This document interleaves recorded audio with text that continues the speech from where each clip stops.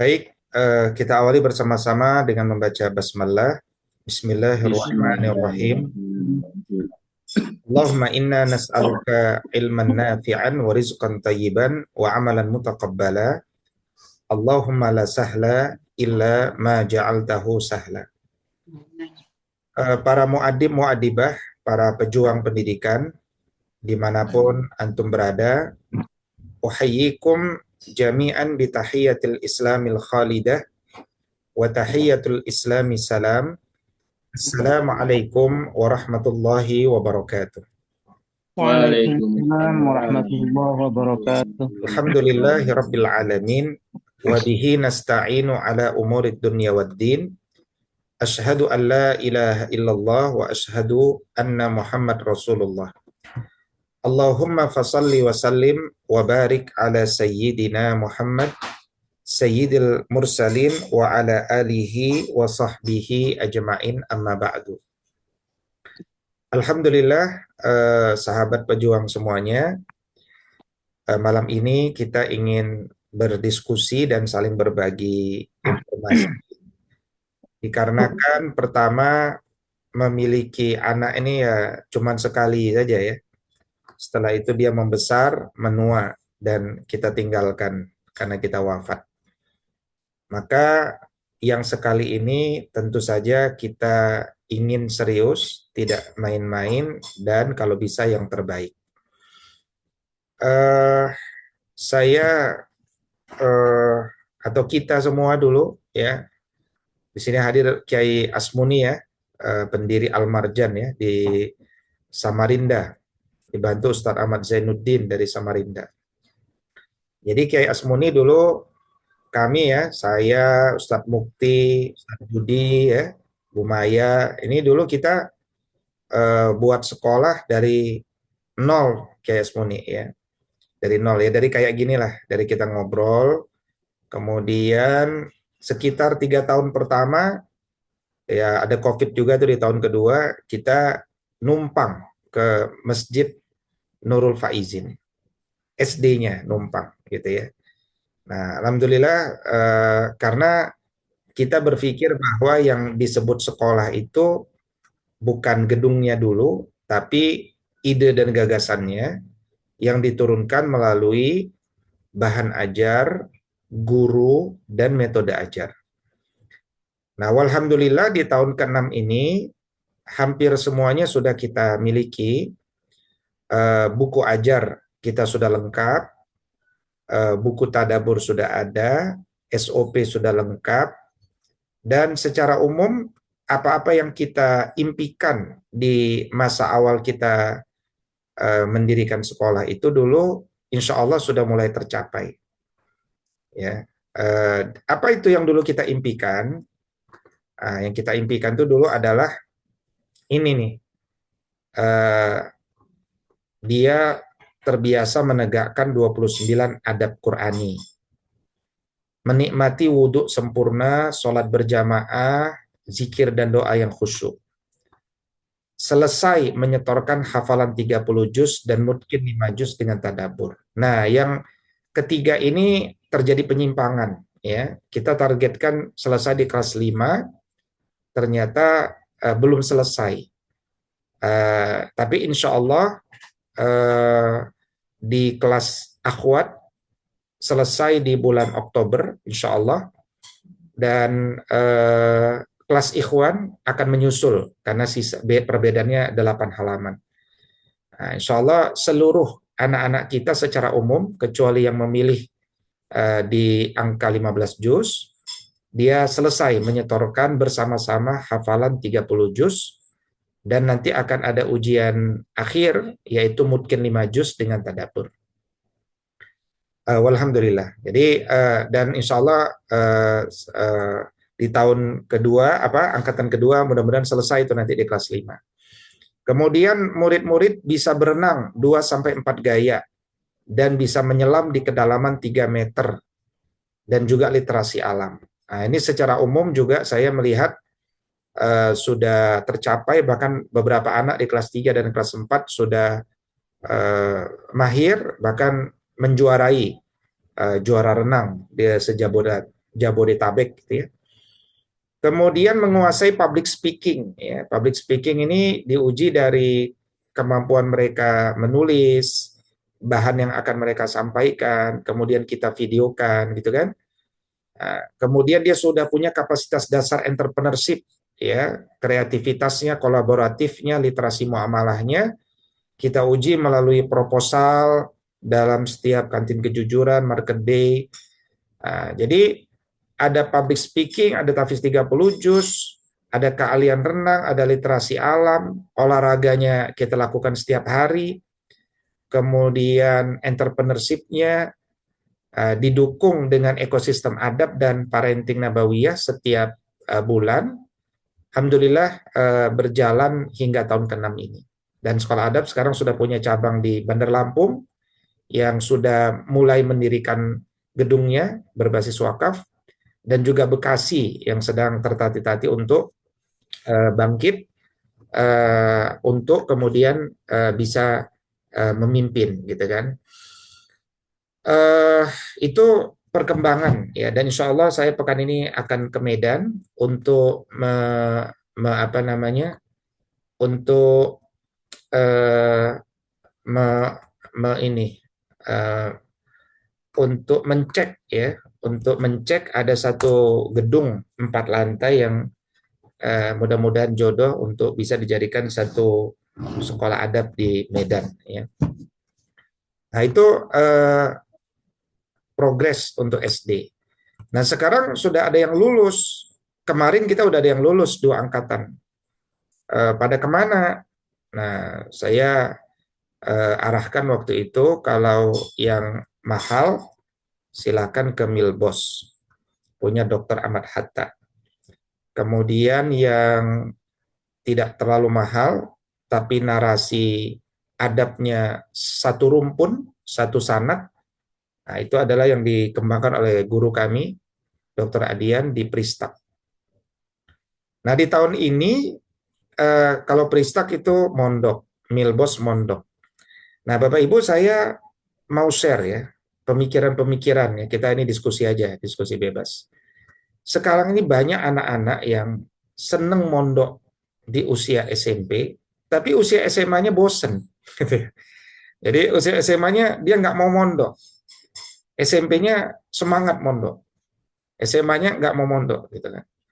Nah, padahal kalau kita bicara logika pengadaban ya, yang saya butuhkan anak bisa mondok dan harus mondok itu ya pas SMA sebenarnya. Karena di situ kita akan didik dia menjadi pribadi yang punya uang dan mandiri itu. Nah, itu nggak efektif kalau dia pulang gitu. Nah, jadi bagaimana nih supaya SMA-nya mau mondok? Berarti SMP-nya jangan mondok dulu gitu. Nah, ini satu pemikiran ya. Jadi kita buat satu rencana SMP-nya jangan mondok dulu. Nah, tapi juga ternyata beberapa anak-anak mengatakan, Ustadz kalau nggak mondok kita full day aja. Nah, kalau full day berarti kita harus buat full day itu dari pagi sampai sore. Nah, itu pasti yang diinginkan oleh orang tua kan, full day. Tapi bagaimana kemudian anak itu bisa sekolah nyaman serasa di rumah? Nah, itu nanti tagline-tagline yang mau kita bangun tuh. Gimana anak nyaman belajar seperti di rumah. Nah, full day. Nah, saya juga mau share bahwa ada opsi yang kedua, opsi semi mondok. Maksudnya gimana? Senin sampai Jumat dia mondok, ya kan, nginap gitu. Nah, Sabtu Ahadnya dia pulang. Nah, kalau opsi ini disetujui, saya mau terima satu tawaran wakaf tuh dari seorang soli ya, dia mau menyerahkan wakafnya tuh ke Yayasan Adab Insan Mulia. Nah, tapi konsekuensinya kalau saya terima, dia harus dioptimalkan untuk Senin sampai Jumat nginap gitu. Sabtu Ahadnya pulang. Tapi kalau kita lebih setuju Senin sampai Jumatnya pulang, berarti saya nggak bisa nerima wakaf itu karena tempatnya nggak terlalu dekat dari Tanah Baru ya. Jadi mungkin kita akan pilih tempat yang dekat, yang kemungkinan bisa pulang hari gitu. Nah, berapa orang dibutuhkan untuk bisa memulai program ini? saya berharap kita bisa mendapatkan 15 ikhwan dan 15 akhwat. Dan ikhwan sama akhwat wajib terpisah karena ini masa pubertas. Ya, ikhwan dan akhwat wajib terpisah. Tapi kalau nanti cuma dapat 3 orang, ya jalan saja 3 orang. Ya, yang penting kan saya juga punya anak harus jalan, gitu kan. Nah, dulu Dokter Adianusa ini membuat Pristak itu memulai dari 5 orang.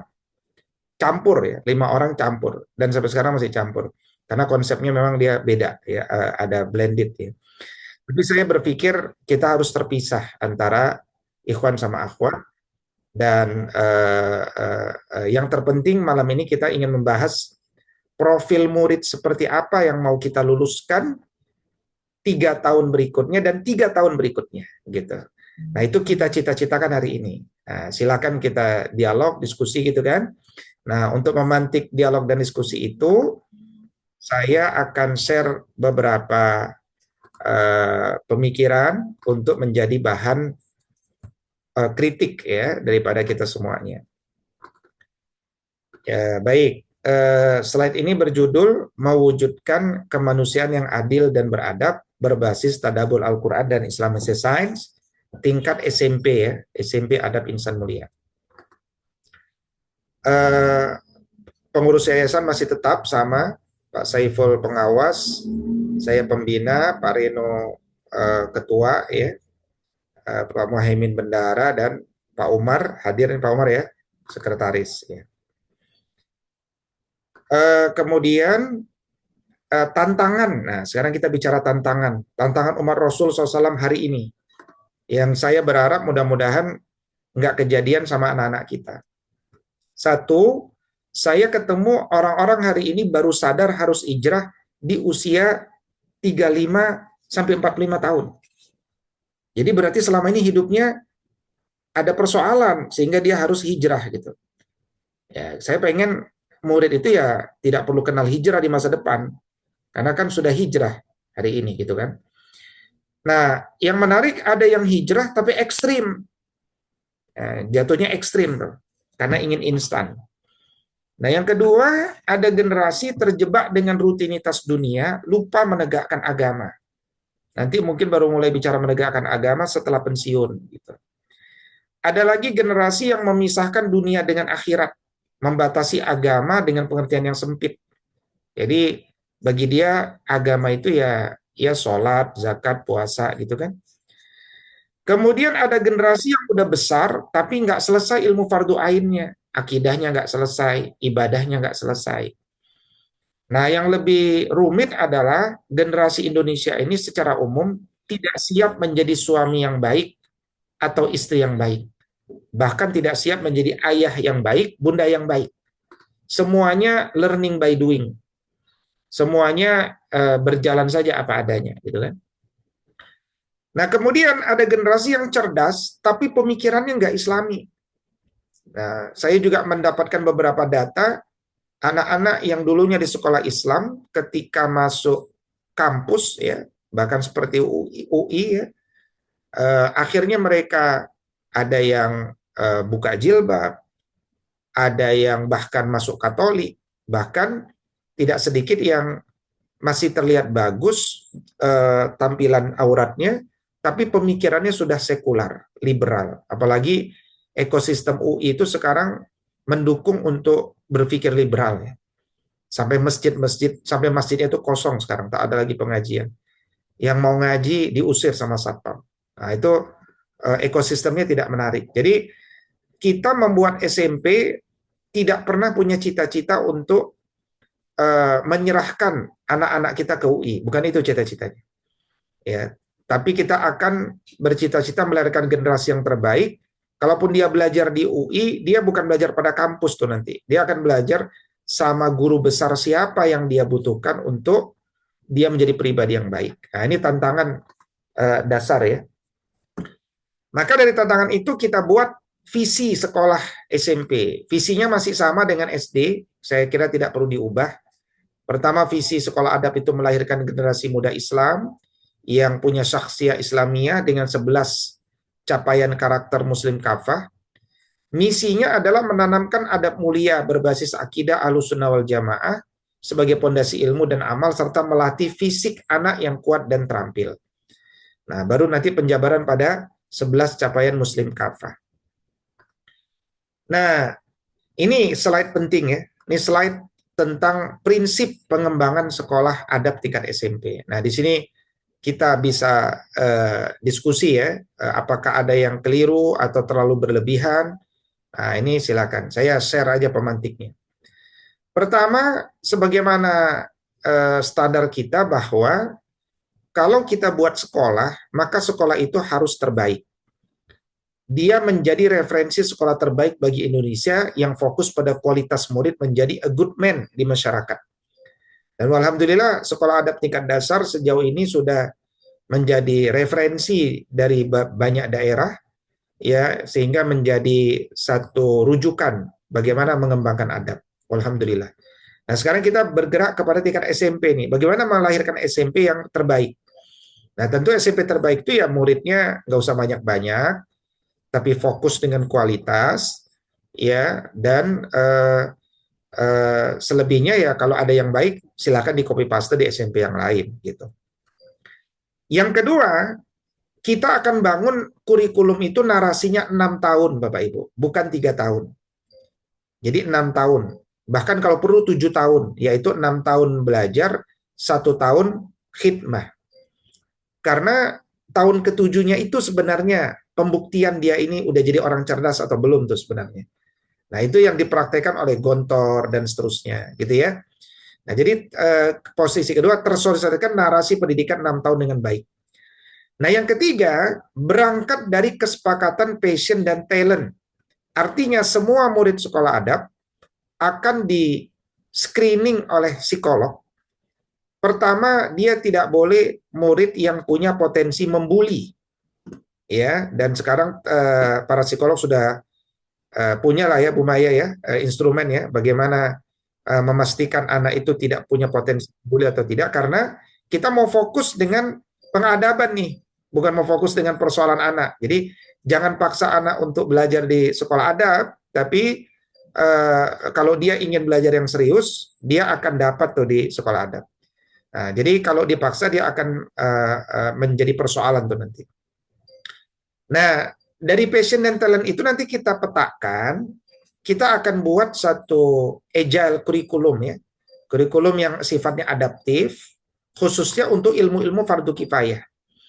Jadi saya berpengalaman mengembangkan konsep seperti ini di Darul Ulum PUI Majalengka selama 2,5 tahun ya. Semua kurikulum yang ada itu saya rubah menjadi 6 klaster. Nah, saya mau cerita di poin ketiga ini ya. Jadi waktu itu ada seorang anak yang dia pas masuk minta tolong kepada saya. Dia bilang begini, Ustadz, saya ini ingin jadi pemain bola. Boleh nggak saya mondok di Darul Ulum?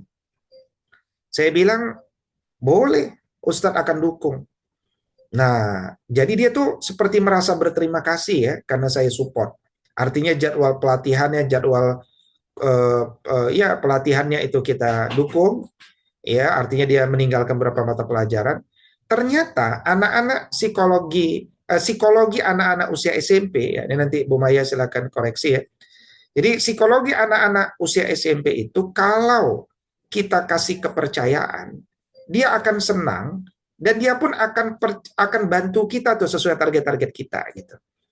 Nah, jadi saya waktu itu bilang, ya udah Ustadz setuju, Ustadz dukung, mudah-mudahan kamu jadi pemain bola yang handal, tapi bantu Ustadz untuk hal-hal tertentu. Nah, jadi saya menyaksikan ketika murid-murid lain susah dibangunin subuh, susah dibangunin tahajud maksud saya. Ini anak jam 4 udah bangun sendiri, mandi sendiri, pakai gamis, pakai imamah, di saf pertama dia tahajud tuh. Ya. Jadi dia ada semangat saling menghargai itu antara kita dengan anak. Dan si Fulan itu sekarang sudah lulus di Persib U14 waktu itu U14. Sekarang usia mungkin sudah U15 16 mungkin ya. Nah, itu satu cerita. Ada lagi cerita yang lain. Ada lagi cerita yang kira-kira kesimpulannya adalah kalau anak itu kita ajak diskusi maunya apa, kita kerjasamakan, kita juga sharing kepada dia targetmu di sekolah itu ini. Nanti terjadi tuh kerjasama saling menolong, hilanglah apa namanya kasus-kasus kebandelan anak usia SMP, gitu ya. Nah, kalau sebelumnya, wah lucu-lucu itu cerita-cerita di pondok itu. Ketika sebelum saya masuk itu, ya lucu-lucu lah, banyak cerita lucu. Nah, setelah itu kita dialog. Nah, itu yang saya maksud pentingnya passion dan talent itu ditemukan. Jadi passion dan talent itu nanti kalau ditemukan, kita rembukan bertiga, sekolah, orang tua, sama anak. Kita berangkat dari titik ini ya, bahwa engkau ini kayaknya arahnya ke sini nih. Nah, nggak apa-apa nanti kalau setelah 2-3 tahun dia berubah, namanya manusia. Tapi minimal kita berangkat dari kesepahaman yang sama antara sekolah, rumah, dengan anak, gitu. Nah, itu poin ketiga penjelasan. Poin yang keempat, kami meyakini bahwa sumber kecerdasan itu berawal dari kemampuan setiap manusia menganalisis kandungan 240 rubu Al-Quran. Ya, dan juga analisis sirah nabawiyah. Sekarang kalau saya tanya kepada Bapak Ibu saja, siapa yang sudah selesai mentadaburi 240 rubu Al-Quran? Sepertinya mungkin tidak ada, gitu kan. Nah, kita ingin anak-anak kita selama 6 tahun, dia akan selesai tuh mengambil pelajaran dari total 240 rubu Al-Quran. Di mana 120 rubu itu selesai di SMP. 120 rubu berikutnya di SMA. Nah, itulah awal kecerdasan itu. Ya. Jadi ini nanti prinsip ini akan turun kepada kurikulum Bapak Ibu ya. Makanya saya cerita prinsip dulu nanti turun kepada kurikulum. Nah, berikutnya yang kelima, mendahulukan bahan ajar atau referensi primer dasar ya yang otoritatif non barokah dari karya ulama salaf dan kholaf. Jadi kalau di tingkat SD kita buat buku, nulis buku dari kelas 1 sampai kelas 6. Alhamdulillah. Tapi di tingkat SMP kayaknya kita kurang adab kalau kita nulis buku lagi gitu. Secara umum ya. Gimana? Masa nulis buku? Maka kita pengen ngajarin akidah, masa nulis buku akidah? Kenapa? Ya karena ulama udah nulis buku-buku yang primer, baik dalam akidah, ibadah maupun akhlak. Ya, jadi orang belajar akidah daripada belajar ke CV Erlangga, Quadra, 3 serangkai, ya dan seterusnya. Ya mendingan dia belajar langsung dari kitab yang ditulis oleh para ulama, dapat berkahnya itu. Nah, itu pemikirannya. Maka di tingkat SMP kami tidak akan banyak menulis buku. Paling banter yang kami tulis nanti adalah panduan belajar untuk satu tema. Di mana yang ingin kami kembangkan adalah literasi murid yang senang membaca dan senang mengeksplorasi berdasarkan guidance yang dibuat. Nah, ini model pembelajaran di SMP-nya, gitu ya. Oke, itu masalah bahan ajar. Nah, yang keenam, pengabdian setiap pekan di masyarakat untuk memupuk semangat khairun nas. Nah, ini akan kita mulai di tingkat SMP, Bapak Ibu. Jadi sejak di tingkat SMP, murid-murid SMP sudah akan kita terjunkan di masyarakat supaya kebangun semangat khairun nasnya. Dan studi banding di Darun Najah, di Darun Najah itu kelas 3 SMP sudah ada pelajaran At-Tarbiyah. Ya, kitab At-Tarbiyah itu kitab yang mendidik murid untuk bisa jadi guru. Jadi kelas 3 SMP dia sudah belajar cara jadi guru. Ya, SMP, SMA. Jadi ada 4 jilid tuh kitab At-Tarbiyah. Bagaimana murid lulus, ternyata di pondok-pondok itu murid lulus mereka udah bisa jadi guru gitu. Nah, kalau sekarang kita lulus dari Lipia, lulus dari Madinah, masih harus saya ajarkan dulu jadi guru. Kenapa? Karena nggak diajarkan materi tarbiyah tuh dalam perkuliahan. Oke, itu prinsip ke-6 ya. Prinsip yang ke-7, nah, apa bedanya SMP sama SMA? Secara umum fokusnya di SMP itu fokus tafakuh. Sementara di SMA itu fokus iqomah. Jadi lembaga pondok pesantren ataupun pendidikan itu dia harus memadukan 2 hal. Satu tafaqquh fid din, Quran surat At-Taubah 122, dan yang kedua adalah iqamatuddin, ya, iqamatuddin, menegakkan agama. Nah, yang sering terjadi adalah pondok pesantren itu hanya proses tafaqquh, tapi tidak iqamah. Nah, ini yang kemudian anak itu nggak jadi pejuang tuh. Nah, yang kita inginkan tuh anak matang di usia 20 tahun udah pegang uang, nggak minta uang dari bapak ibunya, dan siap jadi pejuang. Nah, itu cita-citanya begitu. Gitu. Nah, untuk itu kita turunkan. Satu, kita ajukan konsep full day selama SMP, boarding selama SMA. Kenapa? Mencegah kebosanan. Ya, mencegah kebosanan lingkungan pondok pesantren. Yang kedua, fokus kemahiran bahasa Arab di SMP dan fokus kemahiran bahasa Inggris di SMA. Tentu ini tidak dimaknai bahwa di SMP tidak ada pelajaran bahasa Inggris sama sekali, tetapi fokus kita adalah bagaimana pentadaburan Quran sebagai sumber kecerdasan itu akan lebih mudah diraih kalau anak punya literasi bahasa Arab dengan 4 maharah yang lengkap, baik maharah menulis, mendengar, berbicara, membaca, gitu kan? Nah, tetapi secara khusus, ya, bahasa Inggris nanti akan ada di tingkat SMA sebagai bahasa bisnis, bahasa dasar, meskipun daurah-daurah bahasa Inggris kita bisa buat nanti secara mudah di tingkat SMP. Nah, maka di SMP ini nanti matan jurumiyah, nahu sorof, durusul lughah, itu secara intensif akan kita fokuskan selesai, wabil khusus nanti di tahun pertama. Kemudian mungkin 15 sampai 30 juz di usia SMP, mungkin karena kan kita berangkat dengan sebagian murid yang sudah selesai juz 30 setoran, maka kita ingin melanjutkan mungkinnya di usia SMP. Nah, maka nanti kita akan kaitkan juga dengan keinginan kita mewisuda mungkinnya anak kita itu nanti di Madinah itu, di usia SMP itu. Ya. Kemudian di usia SMA dia mendapatkan sanad 30 juz, ya, di usia SMA. Itu pembagiannya. Kemudian di SMP dia punya kemahiran dagang, ya, yang lebih advance lagi dari apa yang sudah dia raih di SD. Dan di tingkat SMA kita targetkan setiap anak sudah punya penghasilan, ya, sudah punya penghasilan. Nah, ini target nanti di SMA. Tapi kekuatan muamalahnya nanti ada di SMP. Kemudian terbiasa berorganisasi di SMP. Nah, di SMA kita akan siapkan jabatan organisasi publik di masyarakat untuk anak SMA.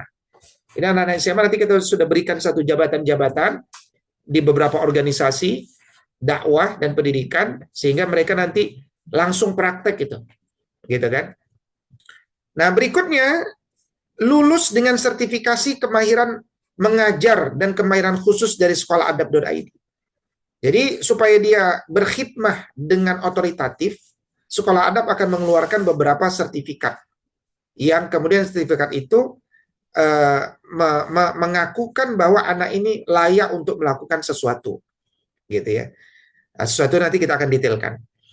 Kemudian fokus pembiasaan soal-soal high order thinking skill dalam seluruh pembelajaran sains. Jadi seluruh pembelajaran sains di SMP maupun SMA, seluruh soalnya OSN dan HOTS. Kita tidak ingin menghabiskan waktu dengan soal-soal yang biasa-biasa. Jadi murid akan dibiasakan betul dengan soal-soal yang sifatnya yang sifatnya membangun ya nalaria, ya, yang sifatnya membangun nalaria. Nah, kemudian seluruh metode pembelajaran akan mengandung problem, project, dan pembiasaan hanya soal HOTS, SNMBPTN. Semua soalnya dibiasakan langsung berinteraksi dengan soal. Nah, kira-kira itulah 8 prinsip pengembangan sekolah adat untuk tingkat SMP. Nah, sekarang kita masuk pada hal yang lebih detail lagi. Setelah prinsip itu difahami, kita faham bahwa eh, apa namanya Al-Imam menjelaskan bahwa prinsip mendidik manusia itu islahun nafsi hatta yakun. Perbaikilah dirimu sampai punya kompetensi berikut. Apa itu? Qawiyal jismi, jasad yang kuat. Matinal khuluki, akhlak yang terpuji. Musaqqafal fikri, wawasan yang luas. Qadiran alal kasbi, mandiri secara ekonomi. Salimal akidah, akidah yang lurus. Sahihal ibadah, ibadah yang benar. Mujahidan li nafsi, bersungguh-sungguh. Harisan ala waktihi, sangat menghormati waktu.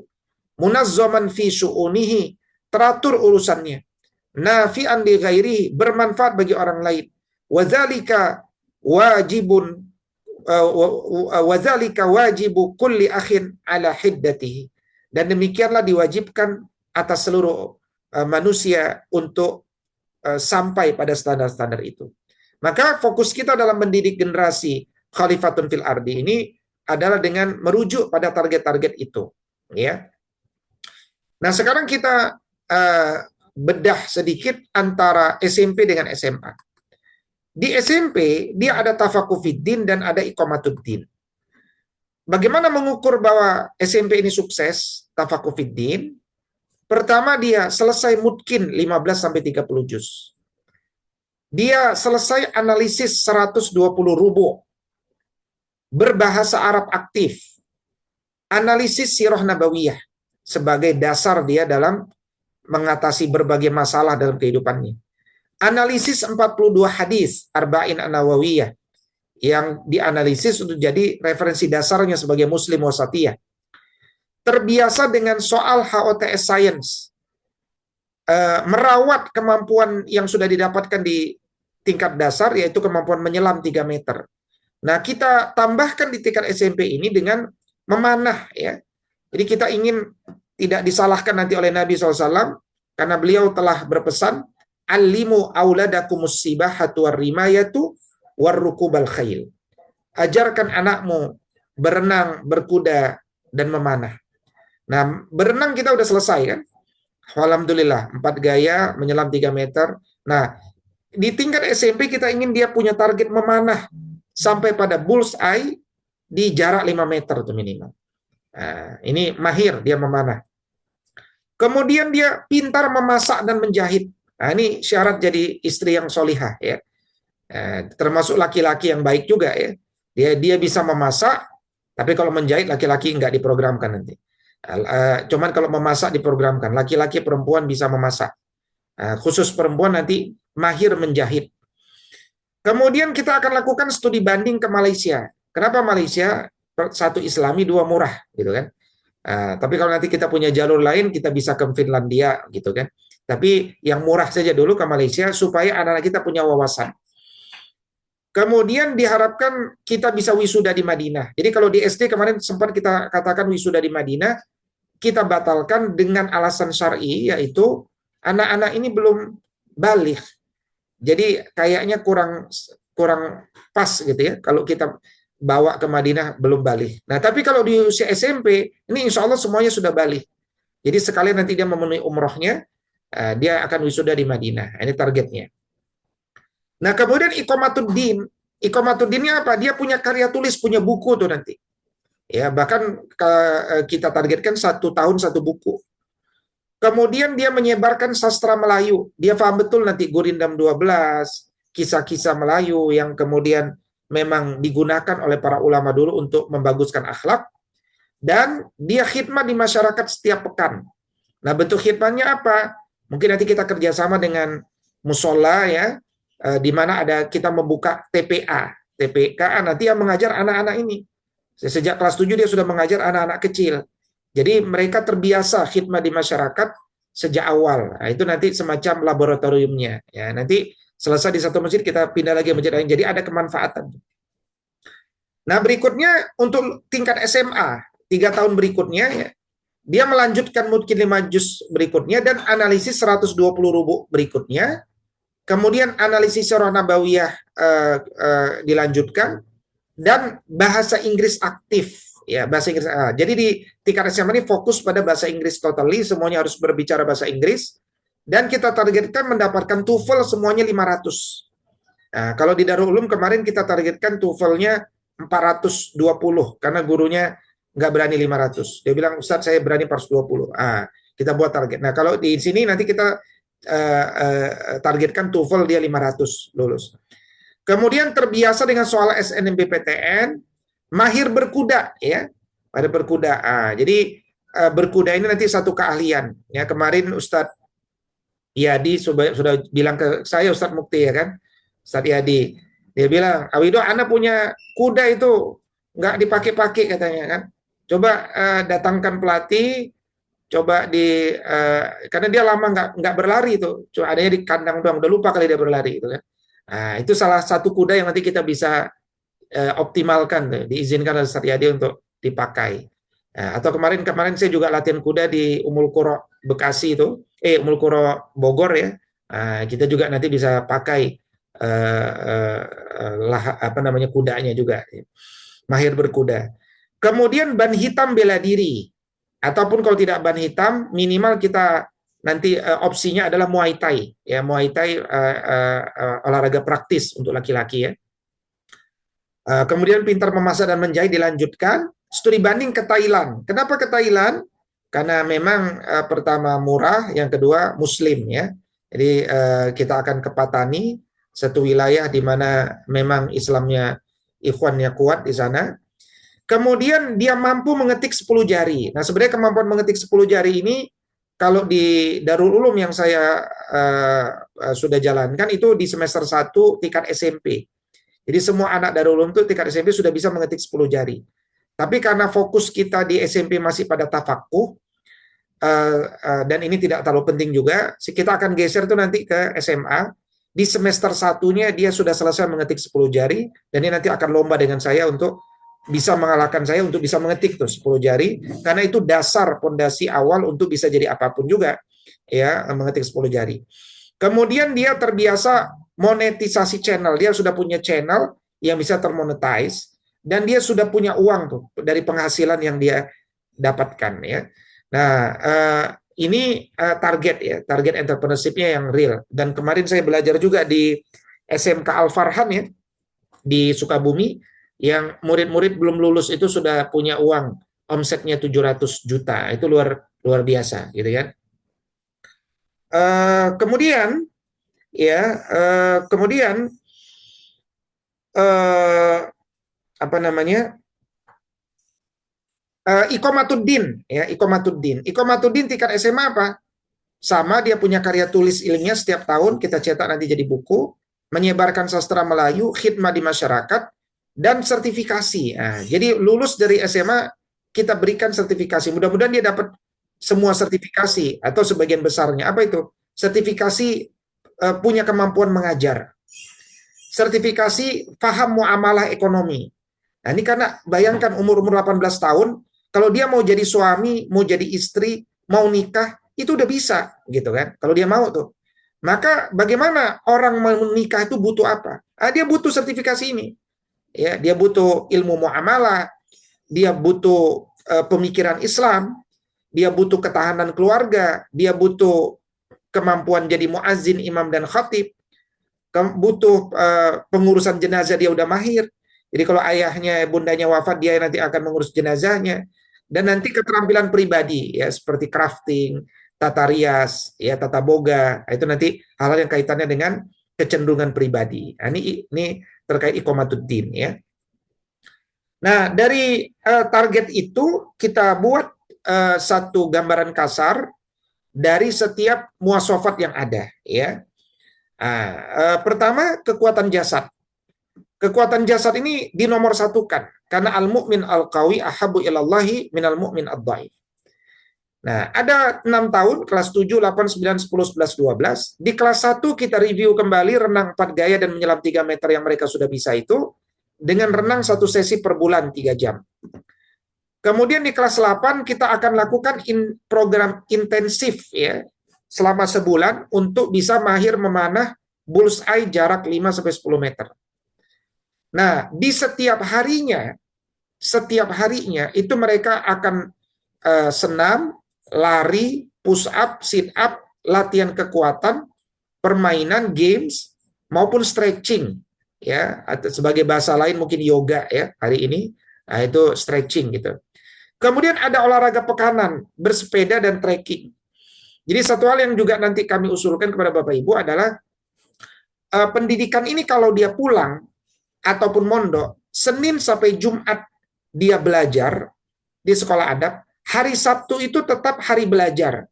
Kita akan mengatakan belajar itu Senin sampai Sabtu, tapi di sekolahnya sampai Jumat. Nah, hari Sabtunya dia punya kurikulum belajar di rumah dengan waktu yang juga diberikan arahan. Itu dalam rangka mendidik murid bisa belajar mandiri juga, gitu. Nah, termasuk nanti di olahraga pekanan itu dia bisa memanfaatkan waktu itu untuk bersepeda, untuk trekking, ya, bisa bersepeda dengan ayahnya, atau juga bisa bersepeda dengan teman-temannya. Nah, nanti itu bisa agenda secara fleksibel ya. Yang jelas Sabtu itu bisa digunakan sebagai area pembelajaran, aktivitas kemandirian gitu. Nah, ini beberapa video-video yang kita pilihkan untuk menjadi kurikulum bagi kekuatan jasad, ya, yang nanti kita bisa rujuk. Nah, ini ikhwan. Nah, untuk akhwat, ini juga sudah ada beberapa video yang nanti akan menjadi kurikulum dari sekolah adab itu, sehingga kita langsung belajar pada praktisinya, ya, terkait tentang gerakan-gerakan yang ada, gitu. Oke, berikutnya berakhlak mulia. Berakhlak mulia di kelas 7 ada program ya pembacaan Gurindam 12, lomba puisi dan karya tulis. Kemudian kelas 8 nanti menikmati 42 hadis arba'in, wisuda penghafalan, Arabic speaking. Dan kelas 9 nanti adalah dia menyelesaikan kitab Al-Adab Fid Din ya, karya Al-Ghazali ya. Nah, di samping itu akan ada majelis harian. Pertama waktu zuhur. Di adab zuhur itu akan ada pembacaan 2 kitab muktabar ya, yaitu Suluk Murid dan Nasoihul Ibad. Kemudian kalau ini selesai karena ini tipis, akan dilanjutkan dengan kitab Riyadhus Shalihin. Ya. Nah, kemudian ada majelis pekanan. Majelis pekanan itu dalam bentuk halaqah Quran pekanan. Nah, di halaqah Quran itu nanti baromijnya adalah satu ada pembacaan kitab fikih niat, kemudian ada tadabbur rubu ya untuk evaluasi, dan ada madah tarbawi.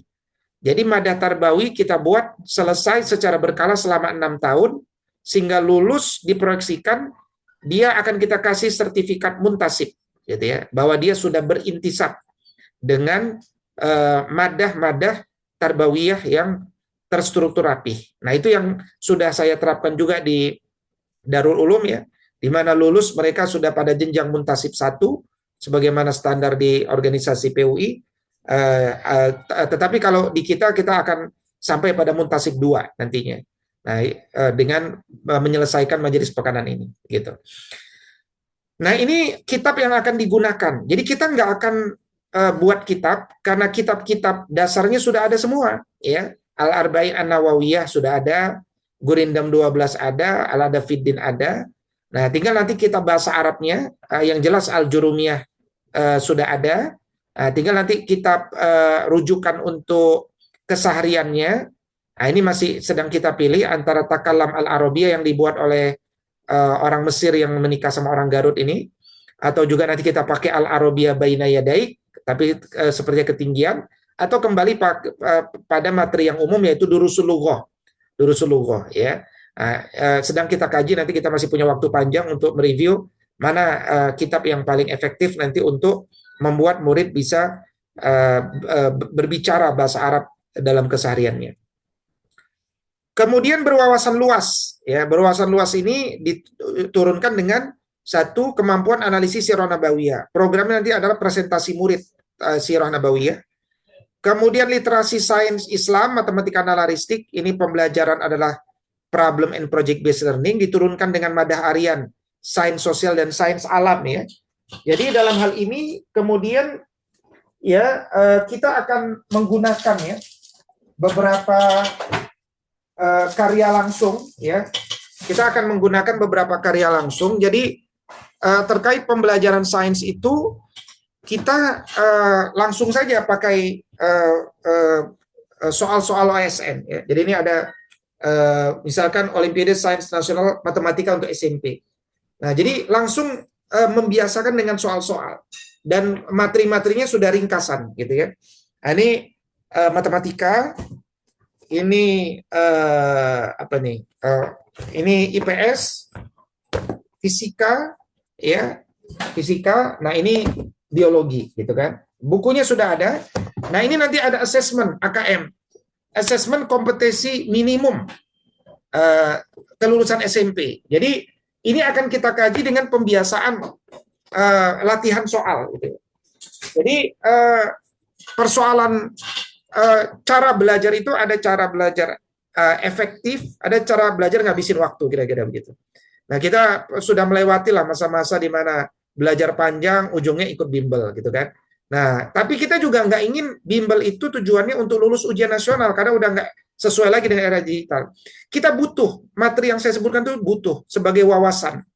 Nah, maka nanti dia butuh dinarasikan dengan benar sesuai pandangan hidup Islam, karena kita butuh sains sosial dan sains alam itu untuk menjadi pribadi yang seutuhnya.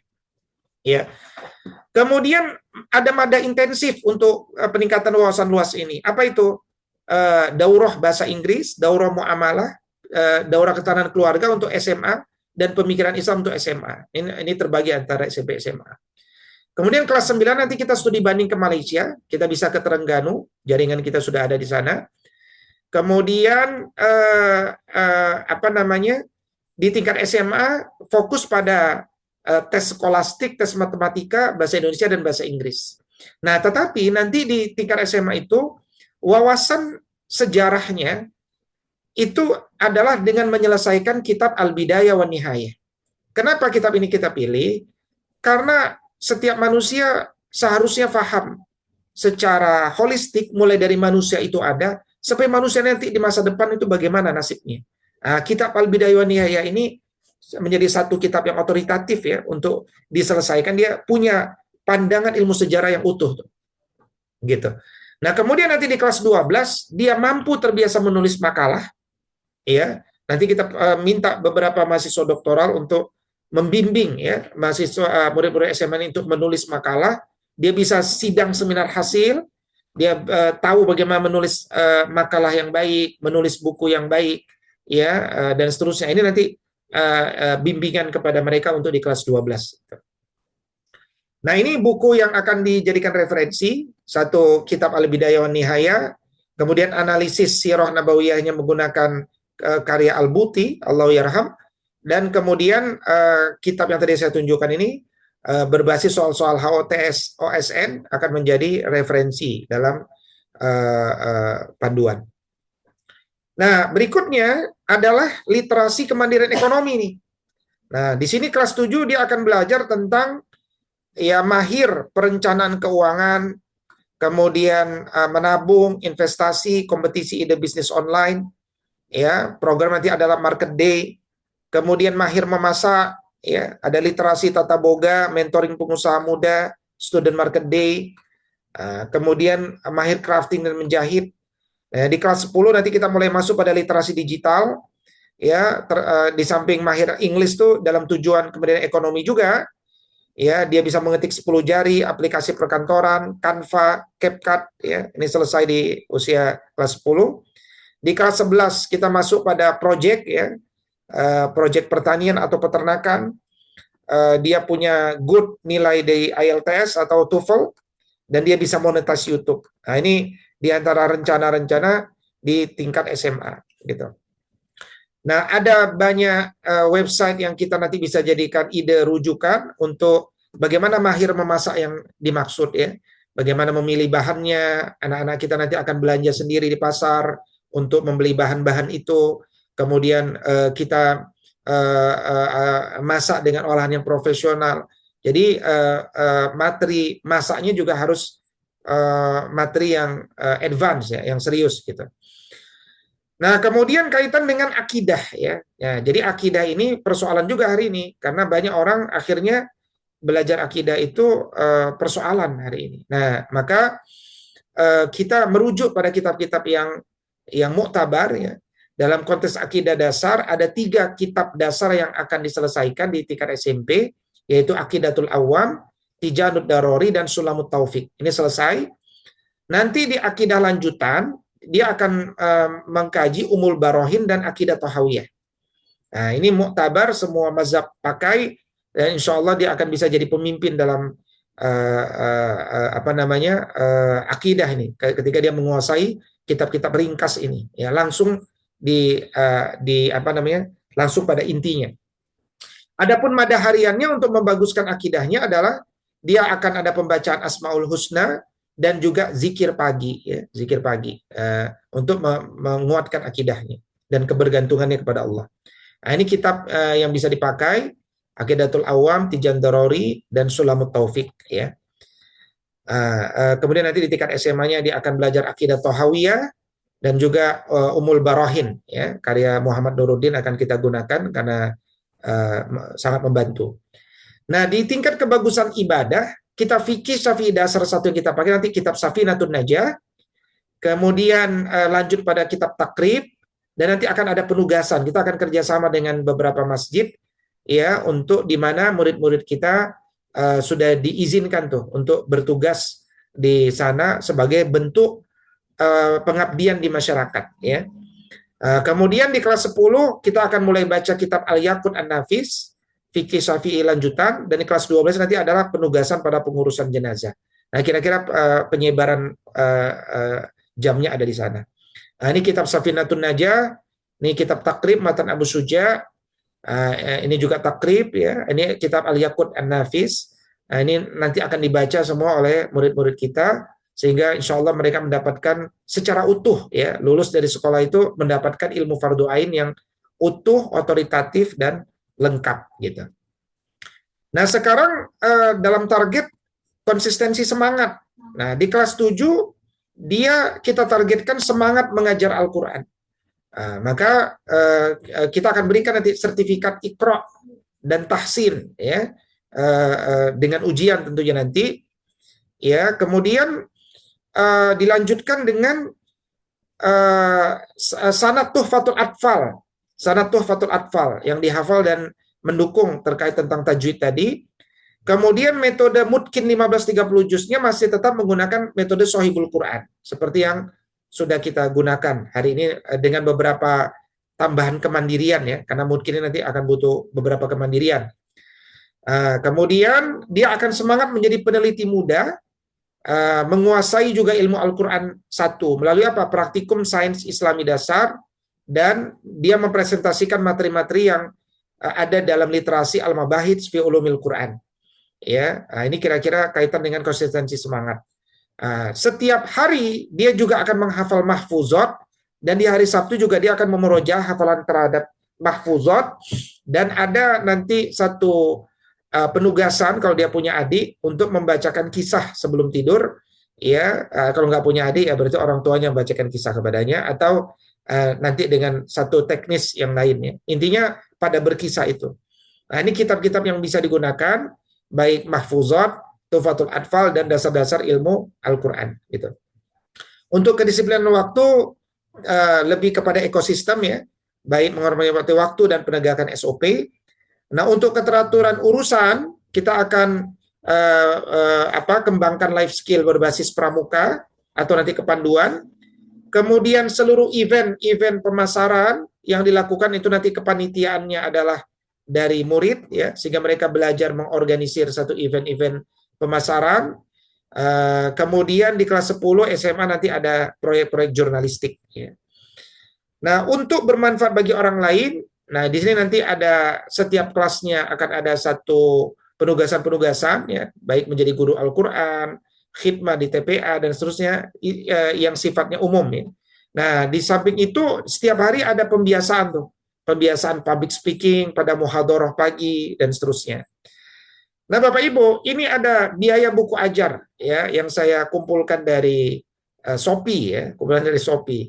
Nah, ini buku ini adalah buku-buku yang kira-kira dibutuhkan secara keseluruhan sampai lulus ya, sampai lulus tuh. Kira-kira ada kebutuhan uang untuk biaya buku nih. Sekian. Mungkin ada 1-2 buku yang belum masuk ya dalam hal ini gitu ya. HOTS belum masuk ya. HOTS itu sekitar 300.000 ya, 4 buku. Nah, itu juga nanti akan ditambahkan. Ya mungkin sekitar 1.500.000 ya biaya buku ajar sampai lulus ya dengan materi yang dasar. Nah, maka dari presentasi tadi saya ringkas ada mada harian ya. Kekuatan jasad ini dia, akhlak mulia ini, wawasan luas ini, kelurusan akidah ini, kebagusan ibadah ini, dan seterusnya. Ini ada hal-hal yang sifatnya harian, juga nanti di tingkat SMP maupun tingkat SMA. Nah, bagaimana standar prosesnya?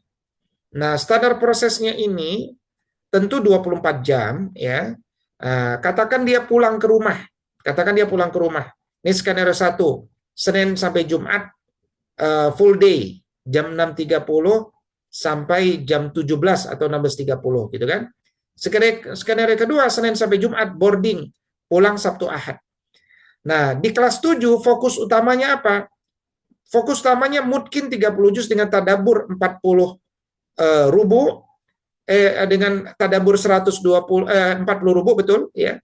40 rubu di kelas 7. Kemudian literasi bahasa Arab, ini fokus utama.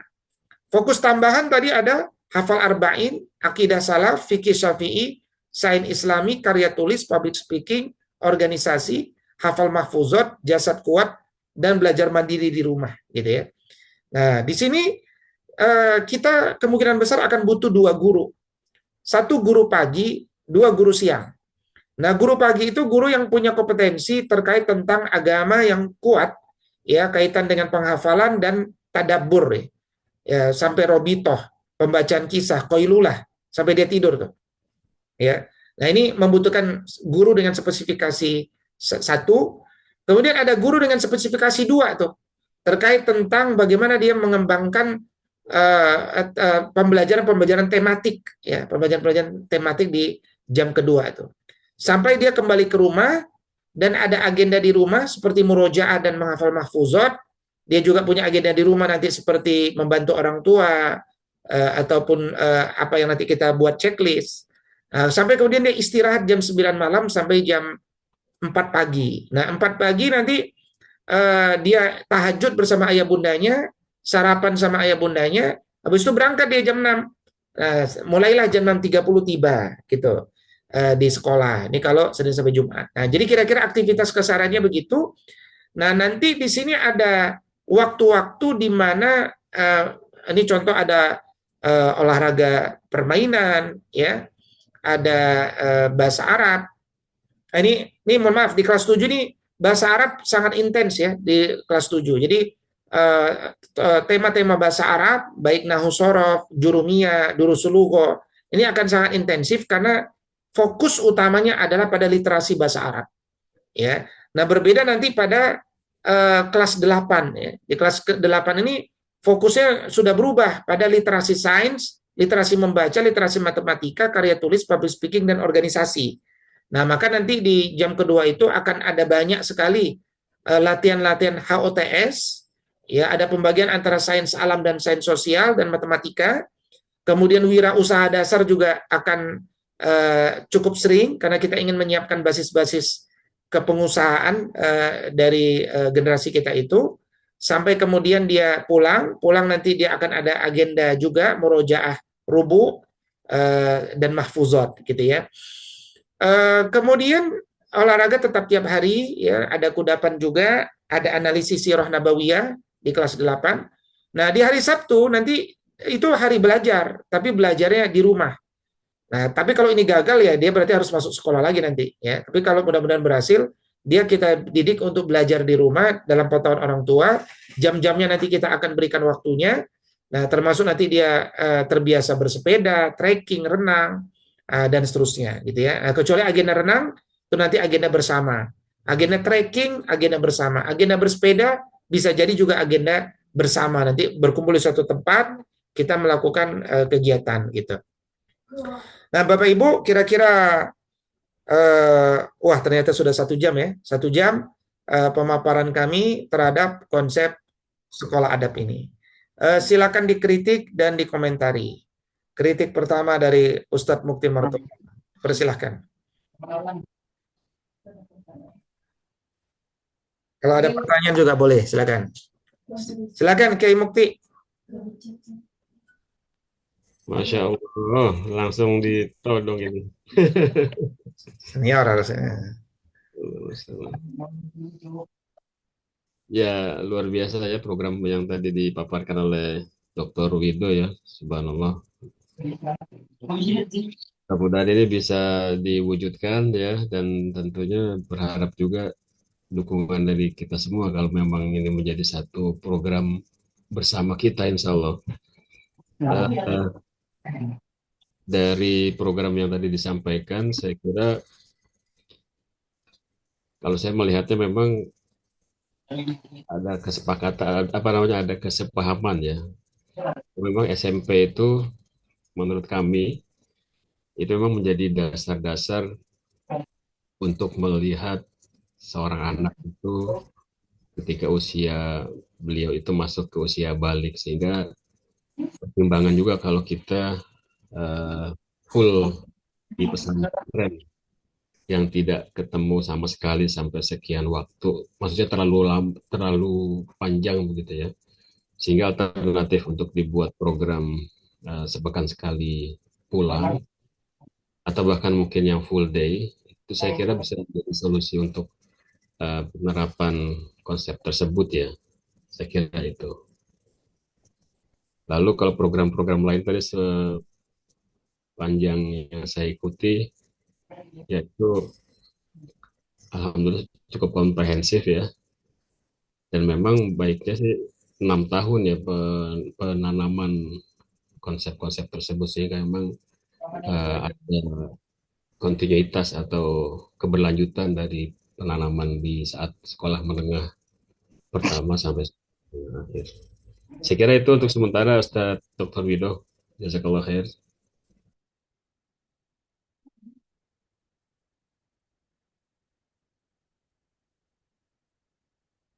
Iya, baik Ustadz Mukti, terima kasih atas masukannya. Berikutnya dari Ustadz Budi, dipersilakan. Assalamualaikum warahmatullahi wabarakatuh. Apaan Ustadz tadi Waalaikumsalam warahmatullah. iya joinnya terlambat kalau Anda sendiri, tapi sudah join lebih awal. Tadi karena emang jemput anak dulu ya tadi ke stasiun. Kalau dari paparan yang tadi disampaikan, Anda ngelihat memang konsepnya itu cukup idealis gitu ya. Sepertinya sih kalau memang ini bisa diterapkan betul-betul gitu, emang sih Indonesia udah selesai gitu permasalahan yang ada di Indonesia gitu ya. Cuma memang seiring dengan berjalannya waktu, ketika misalkan penerapan, emang kadang-kadang kan tidak semua yang ditargetkan itu bisa diterapkan 100% gitu ya ke anak-anak gitu ya. Kemudian juga dan bakat tiap-tiap anak itu berbeda-beda gitu ya. Seperti halnya mungkin kalau kami melihat bahwa di SD gitu ya, di SD kita mentargetkan untuk selama 6 tahun itu berapa juz gitu ya. Ada 30 juz, tapi mungkin sedikit sekali gitu ya yang bisa mencapai ke arah situ. Kalau idealnya gitu misalkan rata-ratanya itu mungkin 3 juz itu yang lebih lebih realistis gitu ya untuk anak SD. Memang ada yang lebih sampai 6 juz atau 10 juz itu ya emang anaknya cukup istimewa gitu ya seperti itu. Kemudian juga apa lagi ya? Ya, satu lagi, kalau dilihat dari mulai belajarnya gitu ya, kalau yang di SD ini mulai pukul 6 itu sudah dimulai gitu ya, sehingga jam ya 6 kurang 5 tuh sudah harus di sekolah gitu ya. Kalau tadi di PowerPoint itu saya melihatnya untuk SMP ini mulainya pukul 6.30 gitu. Itu ada sedikit perbedaan gitu ya. Kenapa yang mendasarinya menjadi beda seperti itu gitu ya. Terus hal-hal yang lainnya, ya kalau misalkan memang yang misalkan ternyata target muridnya itu minim, apakah memang terus jalan juga atau misalkan memang akan ditunda lagi gitu seperti itu. Ya itu saja dari syukran ya.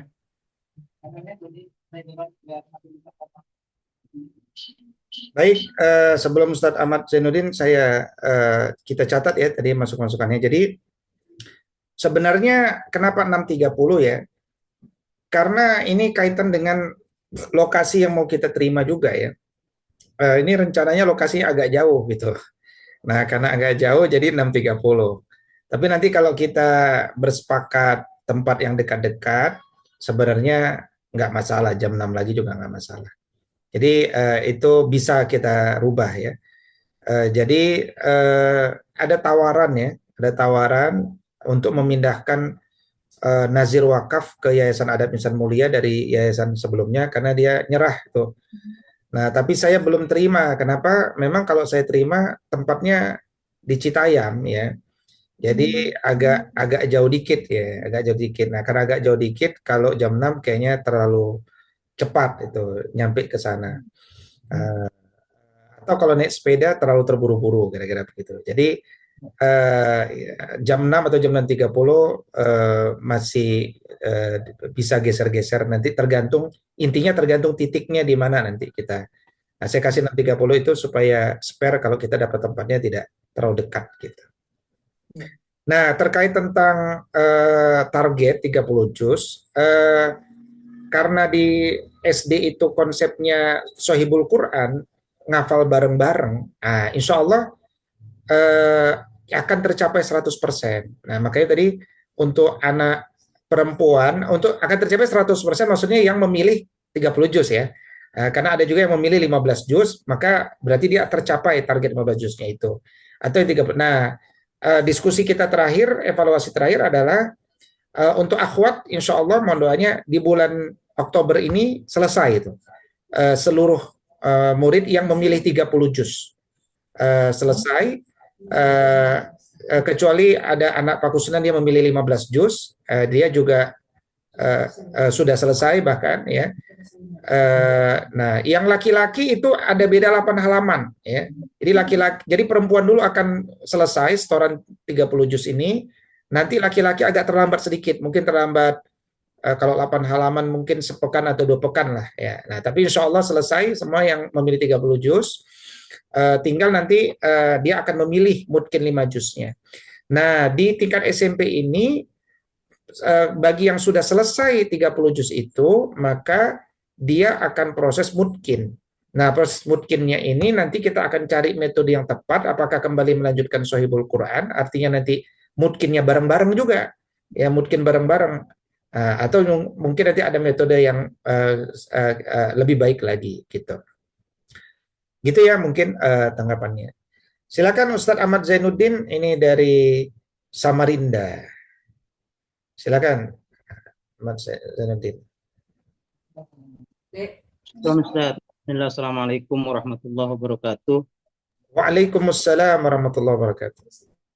Yang pertama mungkin koreksi dulu Ustaz. Jadi ayahanda kami Haji Muhammad Asmuni Al-Marjan ini nama lembaganya itu payung besarnya Yayasan Uswatun Hasanah Ustaz, bukan Al-Marjannya. Oh, yes. Allah ya. Terus lanjut. Yang kedua, saya sependapat dengan Ustadz Budi tadi bahwa ini mungkin yang saya bayangkan dari dulu ya, saya aktif di lembaga pendidikan bahwa terlalu banyak sebenarnya pembelajaran yang diberikan kepada anak-anak sehingga kalau bahasanya monyet itu Ustadz, jadi monyet yang menangkap belalang kecil, dia nangkap ketika dapat yang besar, lihat yang besar, dikejar yang besar, yang kecil lepas, yang besar nggak dapat kayak gitu jadi kalau ini kan bisa lebih fokus kayak gitu kan. Nah, hanya saja yang menjadi menjadi sedikit masalah mungkin bagi saya pribadi ketika sekolah yang ada di lembaga Yayasan Uswatun Hasanah ini sudah berjalan. Artinya bagaimana kita menerapkan tentang program yang sudah Ustadz share tadi. Apakah kami harus membuka kelas khusus atau seperti apa itu? Karena orang tua semuanya sudah paham bahwa di yayasan ini ada kurikulum nasional dan juga ada kurikulum lokal, Ustaz. Yang pertama, yang kedua, ini saya sangat tertarik dengan eh, boarding tadi, Ustaz. Ini baru ada pertama kali saya dengar, karena setahu saya dari dulu anak-anak ketika mondok itu pasti ada titik kebosanan biasanya kan. Pondok baru 1 tahun sudah mau keluar nangis kayak gitu kan. Termasuk saya ingin memondokkan anak saya ketika lulus SD ini, saya masih bingung gimana caranya bisa kerasan kayak gitu kan. Nah, boarding yang dari hari Senin sampai Jumat, Sabtu Minggu dipulangkan ini sangat menarik. Artinya anak-anak akan ada waktu untuk masih bersama orang tua dalam seminggu. Ini luar biasa gitu kan. Dan eh, mudah-mudahan ini bisa bisa terlaksana dan bisa menjadi contoh, apa ya, contoh pondok modern lah mungkin sifatnya seperti itu kan, contoh modern. Yang selanjutnya Ustadz, ketika program dan konsep yang Ustadz ini sampaikan ke kami, kira-kira butuh waktu berapa lama untuk kami terapkan ini? Apakah ketika Ustadz misalnya nih datang ke Samarinda menjelaskan tentang konsep ini, selanjutnya tahun ajaran baru langsung kami buka, atau harus kami godok dulu sesuaikan dengan kondisi kedaerahan yang ada di Samarinda seperti itu, Ustaz. Dan yang terakhir mungkin tentang ini, berarti di program itu ada di kurikulum yang Ustaz sampaikan itu memang eh, kurikulum nasional ini memang tidak banyak dimasukkan di situ, Ustaz. Hanya mengambil intisarinya saja ya tentang pembelajaran nasional ini seperti itu. Itu saja yang sementara yang bisa saya sampaikan. Mohon maaf kalau ada kesalahan kata, Ustaz. Assalamualaikum warahmatullahi wabarakatuh. Waalaikumsalam warahmatullahi. Baik. Oke, jadi Ustadz Ahmad Zainuddin secara umum adalah gini, Imam Al-Ghazali membagi ilmu itu dua, ilmu yanfa dan ilmu la yanfa. Nah, yang ilmu la yanfa dibuang sehingga simple. Nah, ngapain kita ajarkan yang la yanfa kan? Nah, sekarang fokus pada ilmu yang yanfa. Nah, ilmu yang yanfa itu apa? Nah, bebaskan dulu kepala kita dari semua penjajahan-penjajahan politik. Nah, itu kan. Nah, bebaskan dulu, jadilah muslim yang sejati dan turunkan apa yang dibutuhkan untuk jadi khalifatun fil ardi. Nah, kira-kira itulah yang kami turunkan di kurikulum sekolah adab yang sekarang. Dia tidak terlalu banyak, tapi juga nggak terlalu sedikit gitu. Karena intinya, nah intinya ini nanti akan membuat perubahan dalam struktur organisasi juga. Gurunya juga sederhana tuh nanti. Tapi sederhana guru juga dia harus punya kapasitas yang dasar yang ada itu.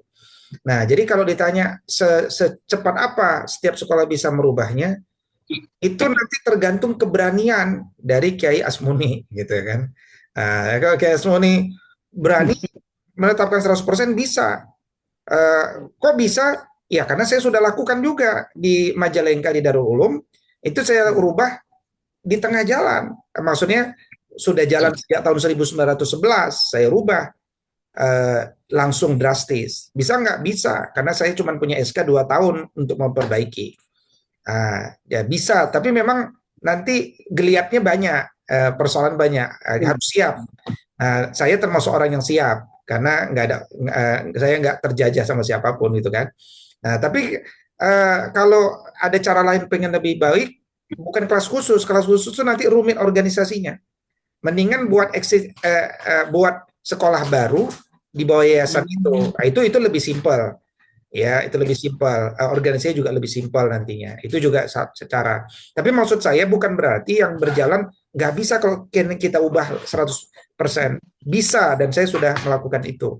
Ya, dan butuh waktu 2 tahun tuh nanti untuk melakukan transformasi, wabil khusus dimulai dari orang tuanya kita pahamkan gitu kan. Baik, gitu ya mungkin pertanyaannya sudah terjawab ya kali semuanya ya. Berikutnya dari Mas Doni tadi, mana? Mas Doni ada kritik, silakan. Ya, Assalamualaikum warahmatullahi wabarakatuh. Waalaikumsalam warahmatullahi wabarakatuh. Alhamdulillah bisa mendapatkan kesempatan untuk join di uh, kesempatan ini. Ustaz. Terima kasih. Jadi itu menarik sekali dari paparan yang sudah disampaikan. Namun memang yang jadi concern kami ini nanti lihat dari ini jadwalnya itu sepertinya pulang ke rumah itu hanya untuk tidur aja, Ustaz ya. Ini jadi apa kalau memang memungkinkan itu nampaknya yang yang pulang hari Sabtu Ahad itu nampaknya akan sangat menarik itu kalau memang bisa dijalankan. Karena itu kami melihat bahwa dengan kurikulum yang nampaknya itu akan sangat membutuhkan ini disiplin dan konsentrasi di dalam pengaturan waktu yang sangat ketat. Mengingat dari setiap materi lah katakanlah itu tuh sudah ada target-targetnya. Nah, namun concern kami juga tadi seperti yang Ustaz Budi bahwa dalam konteks nanti ini penyesuaian ke kemampuan masing-masing murid nantinya, dan tentunya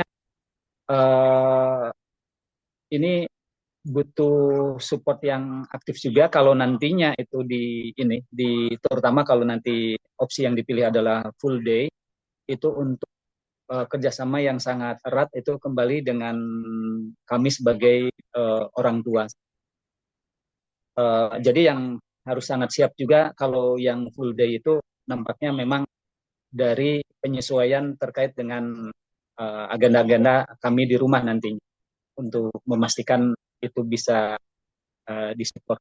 Karena Afwan Ustaz, terkait dengan tadi ada dua hal yang mungkin kami sangat concern.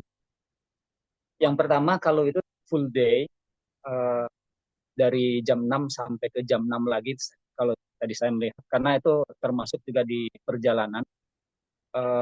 Itu juga mungkin butuh nanti istilahnya dimonitor untuk dilihat. Jangan sampai juga yang satu sisi tadi mau mengalihkan kebosanan dari boarding itu, Afwan, jangan sampai jadi kebosanan yang terjadi dari full day juga, mengingat dari full hampir 12 jam itu memang di sekolah dan di perjalanan, dan itu artinya rutinitas hariannya akan seperti itu. Itu saja Ustaz yang jadi concern kami di dalam konteks ini jadwal. Kemudian kalau memang nanti memungkinkan ada opsi yang pulang ke rumah itu di Sabtu Ahad itu. Oh ya, Afwan Ustaz. Jadi itu program seperti itu kami yang di anak pertama kami dulu waktu SMP sebelum COVID itu memang seperti itu Ustaz. Nah, namun yang perlu untuk ini yang harus jadi perhatian kalau pulang Sabtu Ahad itu tuh adalah ini kontrol ritme dari pondok itu ritme ke rumah. Kadang-kala yang terjadi itu kalau pulang Sabtu Ahad itu ini tantangannya itu seperti 2 hari itu ya full pingin ini ya santai, dan kemudian kadang-kala mau pulang hari Ahad sore itu tuh nggak semuanya ready. Ada aja itunya alasannya. Ya nggak semuanya sih, tapi ada beberapa yang kami perhatikan seperti itu, malah jadi tantangan tersendiri untuk memastikan semangat kembali di Seninnya.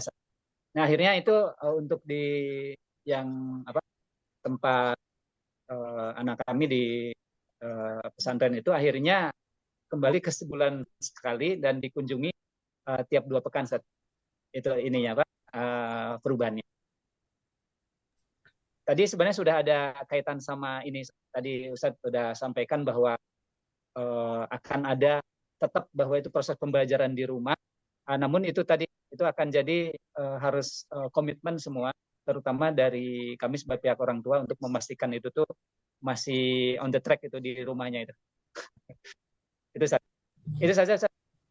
Iya, Ya, terima kasih terima Mas kasih. Budi. Assalamualaikum warahmatullahi wabarakatuh. Waalaikumsalam warahmatullahi. Jadi memang begini, ada tantangan bagi sekolah untuk membuat anak tidak bosan di sekolah. Nah, ini nanti kita perlu menemukan metode pembelajaran yang membuat anak nyaman dengan sekolah dan sekaligus dia itu selalu merindukan sekolah gitu. Nah, ini yang menjadi tantangan satu sekolah baru. Misalkan di Darul Ulum ya, kalau antum nanti lihat website darulminulum.ac.id, itu ketika saya mengubah kurikulum, itu setiap semester itu saya nanya kepada seluruh murid tuh, 657 murid kita suruh ngisi kuesioner Google Form gitu kan. Yang intinya tuh saya pengen tahu, itu anak merasa bersyukur nggak sih dengan kurikulum yang baru gitu kan? Atau ada nggak sih pelajaran yang harus dihapus gitu kan? Ada nggak sih yang itu hasilnya saya publish semua tuh, plus minus tuh ada tuh di website itu tuh kalau masih bisa diakses tuh ya. Jadi terbuka. Nah di situ saya bisa mencoba menyelami murid-murid sebenarnya senang nggak sih? Nah maksud saya adalah pertama kita punya tantangan untuk membuat murid bahagia dan selalu rindu dengan sekolah, dan itu pasti karena gurunya nggak jutek, karena juga metode pembelajarannya nikmat dan dia serasa di rumah gitu kan. Bahkan mungkin yang berhasil tuh dia nggak mau pulang ke rumah mungkin gitu. Aku di sini aja gitu kan. Nah itu ya oke lah gitu kan. Tapi saya kira itu tantangan, dan karena itu kita harus terus-menerus ngobrol tuh dengan anak-anak secara berkala apa yang perlu kita rubah. Artinya begini, sekolah ini menerapkan agile kurikulum. Artinya dia akan sangat adaptif, tidak saklek karena tidak ada yang memonitor kita secara akreditasi kan, kecuali Allah kan. Allah yang mengevaluasi kita nih, serius apa enggak gitu kan. Nah, selebihnya tidak. Jadi agile kurikulum itu akan menjadi satu pegangan kita tuh. Nah, yang kedua, sebenarnya kalau anak itu mondok dari Senin sampai Jumat saja, sampai Ahad saja, memang terlihat anak itu terbiasa dengan ekosistem pondok. Tapi kan persoalannya kalau dia udah lulus dari pondok, dia nggak kebiasa tuh mandiri di rumah gitu. Iya kan? Nah, makanya kita sedang mau coba sih sebenarnya. Mau coba satu ide, gimana kita buat ada konsep, tapi ekosistem nih, belajar di rumah. Ya, belajar di rumah. Jadi belajar, dia sebenarnya sedang belajar. Nanti ada ekosistem monitoringnya. Tapi kita sedang kasih kepercayaan tuh. Gimana dia belajar mandiri di rumah. Jadi pelan-pelan kita pengen, kamu tuh nggak selamanya di sekolah loh, di pondok. Kamu akan jadi masyarakat. Nah gimana tuh, kalau kamu di masyarakat bagaimana? Nah, bisa juga nanti kita buat, belajar di rumahnya bukan Sabtu, mungkin Rabu gitu kan. Senin, Selasa, Kamis, Jumat, Sabtu gitu belajar gitu kan. Nah, atau Jumatnya libur, ya kan? Seperti orang Arab libur, ya kan? Jumat, Sabtu libur, mulai belajar Senin, Ahad misalkan. Nah, nanti di tengah-tengahnya dia belajar di rumah. Nah, itu juga bisa-bisa saja kan kita buat asal kita sepakat gitu kan. Tapi intinya adalah kita sedang ingin kasih kepercayaan kepada murid, Anda harus punya habit belajar juga di rumah. Nah, tetapi harus awal-awal harus by design, by penugasan, by kurikulum, nanti ada monitoring apa yang menunjukkan dia sudah belajar di jam sekian, apa outputnya. Kalau nggak berhasil, mungkin kita akan undang dia untuk belajar lagi aja di sekolah kalau gitu kan misalkan. Ana kira itu sih satu tantangan-tantangan yang perlu kita diskusikan bersama ya. Mumpung ini masih ide-ide bersama gitu. Gitu ya mungkin. Ada yang lain mungkin dari yang hadir? Apa sedikit saja. Iya, silakan. Ini untuk tenaga pengajarnya bagaimana untuk kesiapan sekarang untuk yang nanti akan dibuka? Ya, secara umum saya ingin mulai dengan 2 guru dulu. Ya, pertama profil guru yang kafaah syar'i bahasa Arabnya bagus. Ada kandidat yang mau kita geser itu Ustazah Nada ya. Ustazah Nada ini cerdas, kafaah syar'inya bagus, pemikirannya bagus. Cuman jam mengajarnya masih kurang masih 6 bulan, baru 6 bulan ini ya. Dan setiap hari tentir mendidiknya kita terus kuatkan. Tapi secara kecerdasan ini di atas rata-rata. Ya, ini Ustazah Nada satu kandidat, atau nanti kandidat yang lain kita open public. Nanti kita akan undang lagi dari alumnus Lipia yang lain. Tapi ini harus alumnus Timur Tengah nih yang masuk. Nah, guru yang kedua ini bisa guru lulusan kampus terbaik ya, misalkan ITB atau IPB atau UGM ya, atau apa yang dia basisnya aktivis tuh dan punya Islamisasi Science. Nanti kita akan kuatkan. Jadi ada 2 profil guru itu yang akan berjuang. Nah, kalau kepala sekolah mungkin nanti kita bisa subsidi silangkan dulu dengan kepala sekolah yang ada sekarang, ya kan? Ini kan kita nanti dengan biaya-biaya juga, gitu kan? Kepala sekolah nanti kita bisa buat jalan dulu sementara bareng, atau juga kepala sekolah ikut mengajar juga nanti semacam satu langkah-langkah awal, ya. Yang jelas kita butuh minimal 2 guru, butuh apa namanya satu admin, satu kebersihan, dan ada dana-dana yang akan keluar nanti kaitan dengan program-program insidentil seperti intensif memanah ya, seterusnya yang itu nanti kita akan coba kalkulasikan bersama lah. Kira-kira ini sekolah basisnya amal jama'i, semuanya kita buat hitung-hitungannya jelas. Gitu mungkin Mas Doni awal-awalannya. Ya, siap. Baik, dari yang lain mungkin. Apa Ustaz, boleh tanya lagi? Ya, Pak Budi silakan. Ya, kalau melihat untuk SD kan rata-rata lebih fokus ke internal aja gitu ya. Jadi dalam hal penguatan anak-anak gitu ya. Kami tidak melihat adanya misalkan ikut perlombaan yang sifatnya itu keluar gitu ya, sehingga mungkin kalau misalkan ya sekolah atau anak didiknya itu mendapatkan juara tertentu, itu juga kan akan menginikan nama sekolah gitu ya.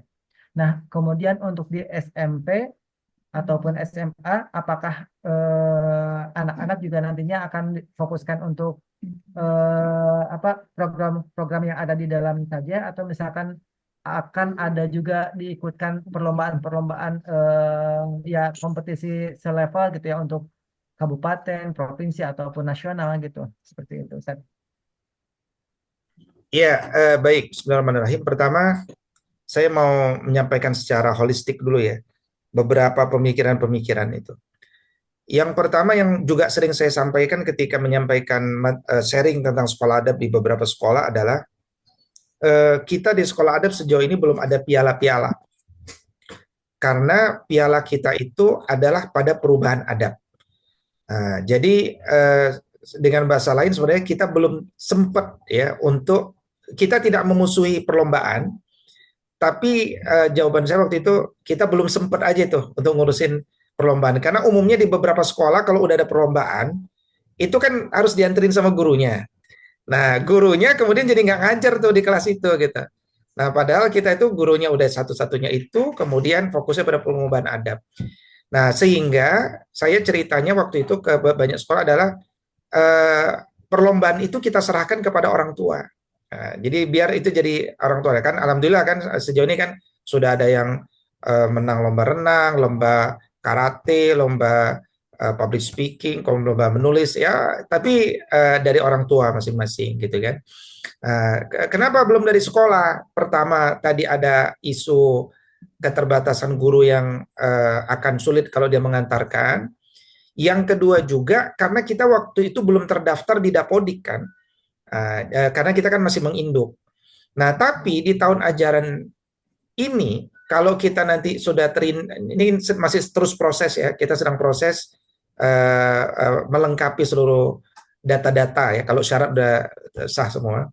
Nah itu mau nggak mau kita ikut perlombaan gitu ya, karena ada jadwal perlombaan tuh di pemerintah. Kalau tidak salah bulan April tuh nanti ada perlombaan banyak gitu kan. Nah itu pasti kita harus ngirim utusan. Kalau nggak ngirim utusan jadi perbincangan sekampung Tanah Baru gitu kan. Sedepok, sekampung Depok tuh akan terjadi perbincangan karena di grupnya itu suka ada gibah tuh, gibah sebeji ya kan. Itu kenapa ini nggak begini gitu. Di grupnya rame tuh. Nah, jadi untuk menghilangkan gibah kita nanti akan ikut perlombaan kira-kira enggak. Nah, tapi saya juga ingin sharing juga menarik nih. Ada pakar pendidikan dari Inggris ya. Katanya di Inggris itu nggak ada perlombaan. Jadi ketika dia belajar ke Indonesia, dia terkejut, kok di Indonesia ada kompetisi sih? Kami di Inggris nggak ada kompetisi, gitu kan? Jadi di kami tuh aneh ada piala, gitu. Nah, saya baru tahu juga itu baru sekitar 3 bulan yang lalu. Masa sih nggak ada perlombaan gitu kan? Nah itu cerita-cerita secara umumnya lah. Jadi insya Allah untuk SD kira-kira begitu. Nah yang untuk SMP kan kita lihat Pak Kusnan juga ada share tuh OSN ya kan di grup ya, bahwa ini OSN itu harus canggih tentunya. Nah saya kira ini nanti kita akan lihat bakat dari murid ya.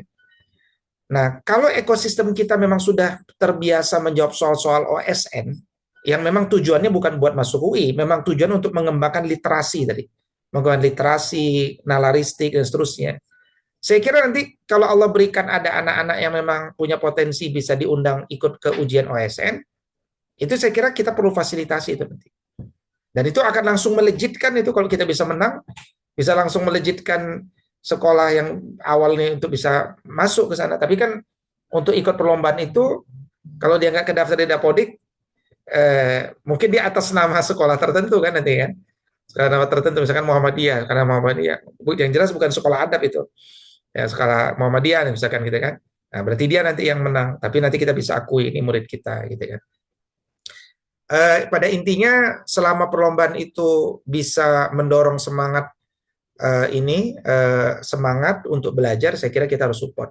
Nah sejauh ini di tingkat dasar perlombaan-perlombaan yang kita buat adalah perlombaan-perlombaan di internal kan, karena memang tujuannya untuk memastikan kefahaman di antara mereka itu terhadap materi yang disampaikan udah belum. Memang tujuannya bukan untuk aku menang aku kalah, tapi lebih kepada udah sampai mana sih capaian pendidikan kita gitu ya. Tapi untuk SMP karena dia agile kurikulum, nanti individu-individu setiap anak perlu kita lihat ya. Kalau di sekolah dasar kan kita anggap semua anak itu sama dulu gitu. Kita kenalin berbagai passion dan talent. Nah, tapi untuk SMP itu kita harus mulai dengan mengenali passion talent anak kita itu apa. Mungkin bisa salah dan mungkin bisa berubah juga. Tapi ini istrinya Ustadz Mukti hadir nggak, Ustadz? Masih nampingin Kais, Ustadz. Oh iya itu tadi ya. Mungkin nanti beliau akan bisa kasih masukan tuh tentang bagaimana kita bisa meneguhkan passion dan talent anak itu sehingga nanti perlombaan-perlombaan yang diikuti akan sangat fleksibel dan itu akan sangat itu yang mungkin nanti juga akan menjadi faktor anak itu tidak terlalu membosankan di sekolah karena passion dia kita fasilitasi gitu. Kita fasilitasi. Nah, nanti tapi yang nganterin bukan guru, yang nganterin kepala sekolah kayaknya, ya kan? Karena gurunya kan terbatas. Ya gitu mungkin anak kira tanggapan untuk perlombaan ya. Insya Allah kita akomodir tuh untuk perlombaan. Ya, syukuran Ustaz. Baik, saya kira sudah 1,5 jam kita ngobrol-ngobrol. Demikian dululah. Insya Allah Bismillah kita akan mulai ya. Tinggal mohon dibantu supaya mudah-mudahan kita nanti dapat 15 ikhwan, 15 akhwat.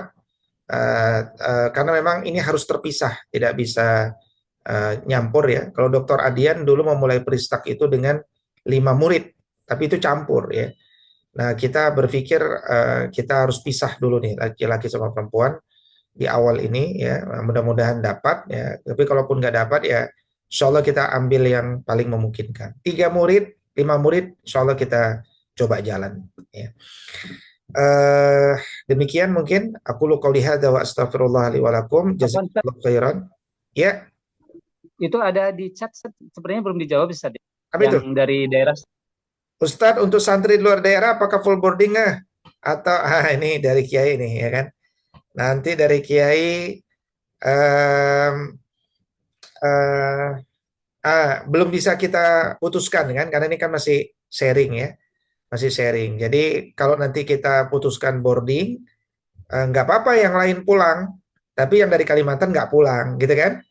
Ya, dia di sana. Nah, berarti kan harus ada ekosistem ketika nggak pulang, berarti harus ada yang musyrifahnya, mendidik dan seterusnya. Ada beberapa juga yang kontak kami tuh dari Sukabumi, dari Lampung ya. Eh, Tergantung nanti kita lihat jumlahnya berapa. Kalau memang layak ya nggak apa-apa dia di sana. Ya, toh gedung itu ada, bisa diinapin kan gitu. Ya, tinggal nanti ekosistem keamanannya dan programnya. Belum bisa dijawab ya, Kiai Asmuni. Nanti kita sedang sharing dulu nih ke publik. Bulan ini nanti kita fixkan teknisnya. Demikian, jazakumullah khairan. Kita tutup bersama-sama dengan doa kafaratul majelis. Subhanakallahumma wa bihamdika asyhadu an la ilaha illa anta astaghfiruka wa natubu ilaik. Alafu minkum. Assalamualaikum warahmatullahi wabarakatuh. Waalaikumsalam warahmatullahi Waalaikumsalam wabarakatuh. warahmatullahi wabarakatuh. Barakallahu fiikum.